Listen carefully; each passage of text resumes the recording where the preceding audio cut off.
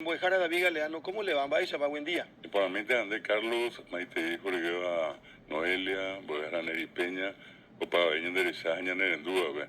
Carlos, hoy es el Día Internacional de la Educación.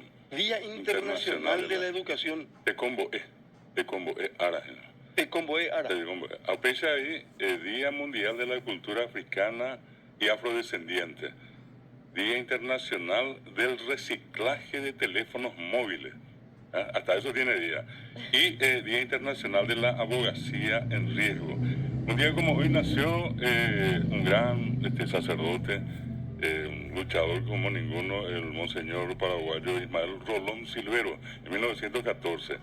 Otro dato interesante con respecto a lo que tiene que ver con los medios de comunicación, seguramente lo que tenemos un poco más, la vamos a recordar, Susana Ibáñez Rojas, Sí, presentadora famosa de y conocida presentadora. Canal 9, Exactamente. con Héctor Velázquez. Sí, señor, sí, señor. Y así también, nacía como hoy, un día como hoy, perdón, nacía este escritor e historiador de cuentos, historietas, que fue Robin Wood Casapeño.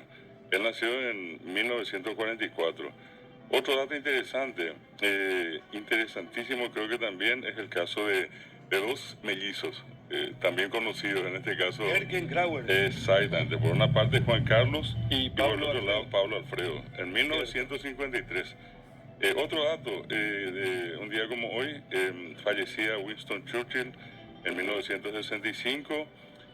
Hoy es el cumpleaños de Gustavo Cabañas. Sí, señor, Gustavo Cabañas. 1982 nació. Humorista, actor, escritor, Exactamente. docente, profesor de matemáticas. Así mismo. Profesor Y de otro dato interesante también, hace un año fallecía Juan Pío Paiva, del triste caso, doloroso caso de Pablo El Bolaño, sí. Y están de cumpleaños también dos futbolistas, uno paraguayo que es Matías Villasanti y el otro es uruguayo que es Luis Suárez. Luis Suárez. Sí, señor. Ya le comenté. Me invité, está.